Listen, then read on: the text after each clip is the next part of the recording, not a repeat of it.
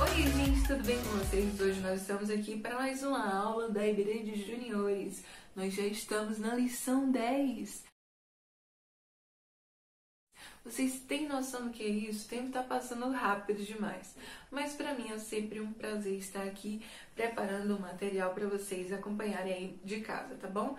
Mas em nome de Jesus, essa quarentena vai terminar e a gente vai voltar até as nossas aulas normalmente, porque eu estou muito saudade de vocês. Pronto, volta. Então, se você tem assistido, todas as aulas e acompanhado com bastante atenção, você já percebeu que a gente está seguindo uma ordem, ok?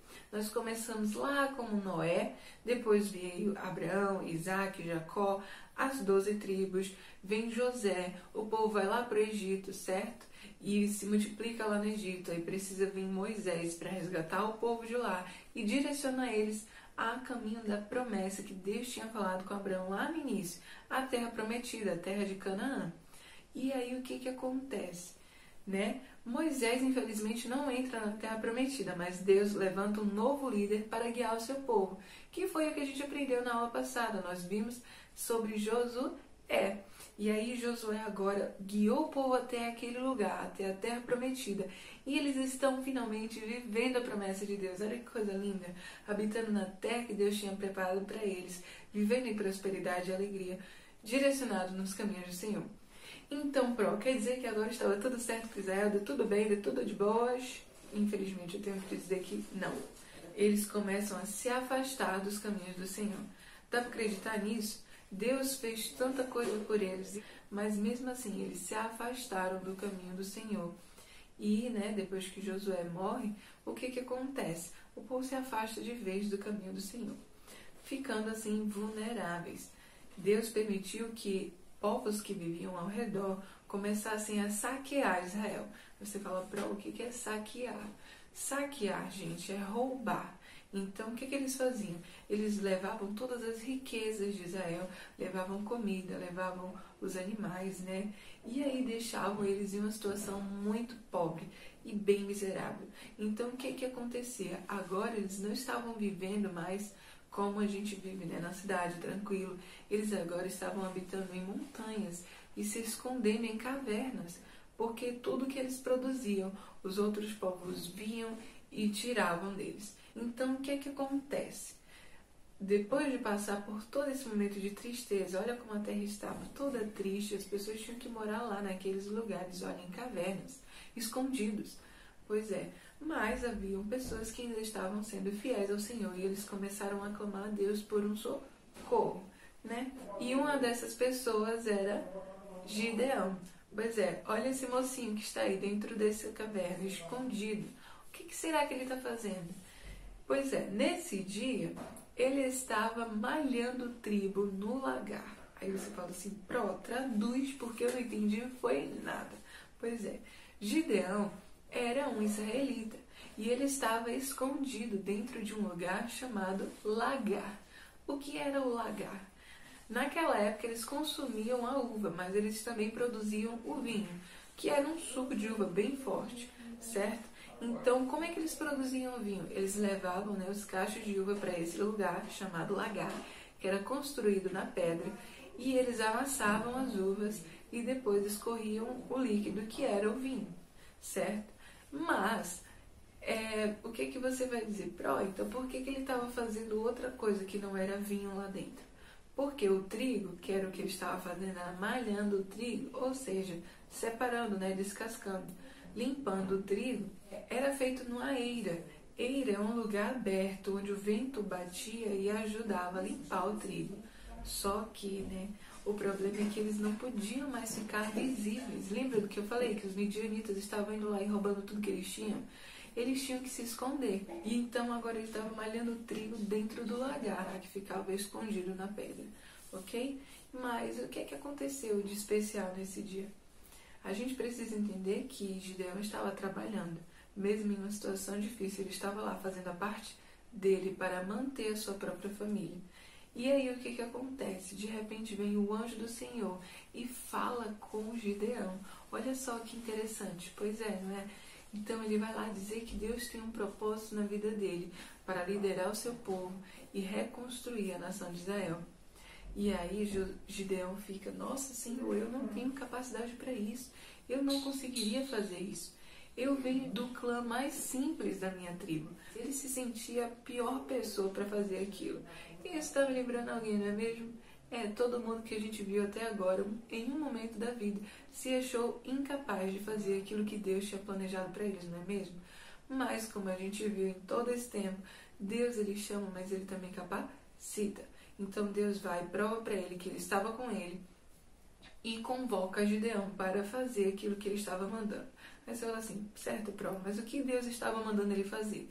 A missão de Gideão era o seguinte, era queimar todos os holocaustos feitos para o Deus Baal e para os outros deuses também que eles serviam. Então, durante a noite, Gideão foi lá e quebrou todos os altares para os outros deuses que haviam na cidade onde ele morava. E aí, no dia seguinte, as pessoas estavam totalmente assustadas. Quem fez isso? Quem será que fez isso? E no final das contas, acabaram descobrindo que foi Gideão que tinha feito aquilo. E aí as pessoas se revoltaram, quiseram até tirar a vida de Gideão, mas a família dele interviu e livrou ele daquela situação. Obviamente foi Deus que não permitiu que eles fizessem nada de mal com ele, porque Deus tinha um propósito na vida de Gideão. Essa era só a primeira parte. Acredita que Deus só estava começando o trabalho na vida de Gideão? Mas pensa comigo se ele não já foi bem corajoso. Ele destruiu altares em uma cidade que adorava aqueles deuses. Então ele estava realmente correndo risco de vida, mas mesmo assim ele fez aquilo que Deus estava mandando. E por causa disso, Deus o honrou e continuou convocando para fazer algo muito maior do que aquilo. Agora Deus queria livrá-los da mão dos midianitas, que estavam lá sempre saqueando Israel. Então o que é que Deus fez? Agora Deus convocou para fazer um exército. Sabe por quê? Aquele povo midianita estava se preparando para mais um ataque, mais um saqueamento, onde eles iam levar tudo que Israel tinha produzido até agora. Mas Deus estava levantando um exército para combater isso. E ele chamou Gideão para levantar esse exército e combater os midianitas. Ok? Mas isso também não era uma tarefa nada fácil. Gideão pediu a Deus que provasse que estaria ao seu lado o tempo inteiro e ajudaria ele a fazer isso. Então Gideão teve uma ideia e falou assim, Deus, não me leve a mal, mas eu preciso de uma prova de que é o Senhor que está comigo. Então hoje à noite eu vou deixar isso aqui. Era tipo um novelo de lã, certo? Ele deixou lá do lado de fora e ele pediu, Deus, eu te peço que tudo ao redor disso aqui amanhã esteja seco, só o novelo esteja molhado. E foi exatamente isso que aconteceu. No dia seguinte, Gideão chegou lá e olhou e viu que apenas aquele novelo estava molhado, tudo ao redor estava completamente seco. Mas Gideão pediu mais uma vez, Senhor, não me leve a mal, mas eu preciso confirmar que o Senhor está comigo. Então, por mais um dia eu te peço. Agora ele fez o contrário, ele pediu que tudo ao redor estivesse molhado e aquele novelo permanecesse seco. E assim Deus fez. No dia seguinte, quando Gideão voltou para olhar aquilo que Deus tinha feito, estava exatamente do jeito que ele pediu. Deus provou que ele respondia à sua oração. E assim Gideão foi tranquilo e convocou um exército. Mas não foi qualquer exército, eram 32.000 pessoas. Exatamente, 32.000 homens estavam lá prontos para lutar a favor de Israel e contra os midianitas. Mas aí Deus falou com Gideão, Gideão, calma aí, tem gente demais. E Gideão obviamente estava assustado, ele já estava em desvantagem.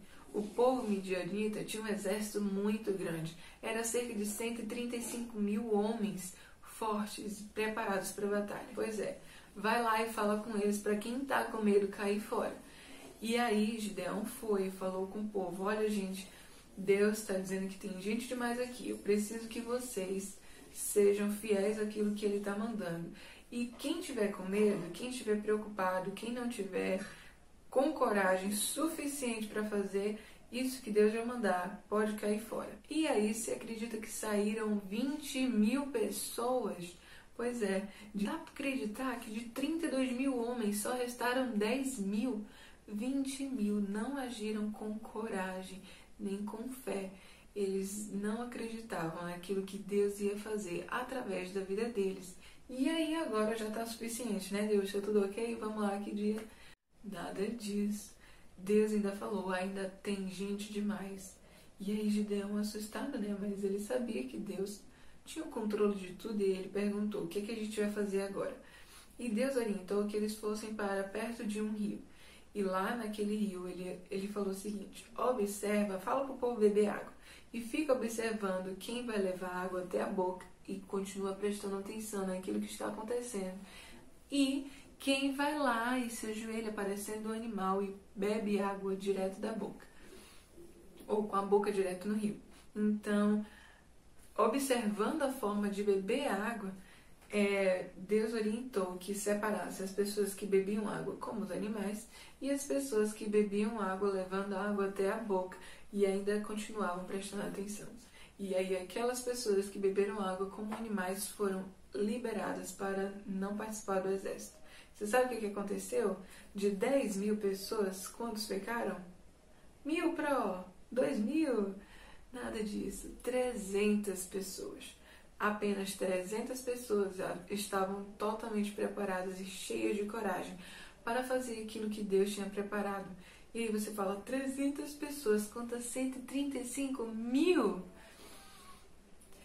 Tem que respirar, né, para ter coragem, para enfrentar um negócio desse. Mas eles agiram com coragem, olha só. Agora estava na hora de falar sobre a tática de batalha. Deus falou assim, vocês vão rodear, né, o lugar onde eles estão, porque como vocês já perceberam, né, havia montanhas e vales naquela região, tanto que o povo de Israel estava vivendo escondido nos montes. Então, os vales eram ocupados, né, pelas cidades normalmente. E como era de se esperar, o exército do povo inimigo estava lá no meio daquele vale. Era toda aquela gente esperando o momento certo para atacar o povo de Israel. Mas só que eles não contavam de que Deus já havia preparado tudo e que ele tinha um plano. Então, ele pede para que o povo chegasse lá e preparasse algumas coisas. Uma delas era a tocha. Então, Deus pediu que eles preparassem uma tocha. Além da tocha, eles tinham que ter um vaso de barro para esconder a chama. Exatamente. Tinha que ter um vaso aí para esconder a chama. E, por último, tinha que ter uma corneta. Pois é. Então, esse era um instrumento de batalha. Mas para o instrumento de batalha naquela época não era espada, não era escudo, lança. Pois é, com Deus tudo é diferente. E lá estavam eles com a corneta, com os vasos de barro e a tocha. E aí cada um foi para o seu lugar específico e no momento exato que Deus orientou, né, para Gideão, eles destamparam e quebraram os vasos e tocaram as cornetas. Pois é, você sabe o que aconteceu? Naquele momento, todo o exército inimigo que estava embaixo ficou completamente assustado, desorientado. Eles não sabiam que barulho era aquele, nem o que estava acontecendo.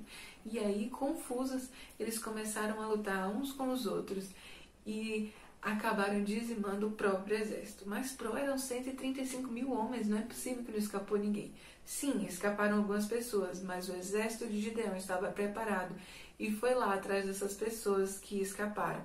E eles capturaram seus líderes e libertaram o povo de Israel de uma só vez da perseguição dos povos midianitas. Olha que coisa linda, né, gente? A gente está vendo aí mais uma vez que Deus é fiel àqueles que são justos. Mas chega aqui que eu vou te falar uma coisa super importante. Se você olhar para essas histórias que a gente está vendo, nunca o que Deus fala para uma pessoa só serve só para ela. Se você observou lá com Moisés, era só Moisés, mas libertou o povo de Israel, libertou a nação de Israel. Aquilo que Deus falou com Josué foi só com Josué, mas era para alcançar e conquistar a terra de Canaã, a terra prometida. Aquilo que Deus falou com Gideão, lá quando ele estava escondido na rocha, era só para Gideão, mas o propósito era muito maior, era libertar o povo de Israel daquelas condições horríveis em que eles estavam vivendo. Então preste atenção em uma coisa, Deus ele nos usa para alcançar um propósito maior, ok? Nosso passo de obediência tem consequências na nossa vida, obviamente, mas tem consequências maiores, porque Deus ele não pensa só em uma pessoa em específico, Ele pensa no reino dele, ele pensa no conjunto da coisa. Então Deus te chamou para fazer alguma coisa, obedece, porque as consequências disso serão tão boas que não vão se limitar a você, irão abençoar todo o seu país, irão abençoar o seu estado, a sua cidade, o lugar onde você habita, ou até o mundo, quem sabe, porque Deus, ele tem propósitos grandes, ele é um Deus grande, ele pensa alto. E por mais que pra gente seja impossível e a gente se sinta pequenininho, eu nasci em Catu, quem é Catu? Se você falar pra qualquer pessoa onde é Catu, nem o pessoal daqui da Bahia conhece. É verdade, nós viemos de uma cidade pequena, mas Jesus também foi. E olha só, 2000 anos depois nós continuamos falando sobre ele, sabe por quê? Porque ele cumpriu o propósito pelo qual Deus tinha chamado ele. Pois então, fica firme no seu propósito e cumpre aquilo que Deus te chamou para cumprir. Seja corajoso e seja fiel a Deus. Creia naquilo que Ele falar para você, porque o seu passo de fé vai transformar a vida das pessoas ao seu redor e quem sabe, né, a um nível muito maior. Mas um detalhe super importante é que a gente fala muito sobre esses líderes principais, mas a gente esquece que aqueles 300 também eram pessoas que agiram com coragem, pessoas que agiram com fé e acreditaram naquilo que Deus tinha liberado para a vida de Gideão. Se você olhar, Deus não prova para os moços lá dos 300. Deus prova para Gideão. Eles agiram com tanta fé que eles creram naquilo que Gideão falou sobre o Senhor. Então a fé deles era muito grande e a coragem deles era tão grande quanto a de Gideão. Se você perceber, eles também foram escolhidos e chamados especialmente por Deus. Então, mesmo que você não seja chamado para ser o líder, viva aquilo que Deus chamou você para fazer, porque vai valer a pena. E você também vai fazer parte da história, tá bom? Então, um beijo para você. Até a próxima semana com mais uma lição.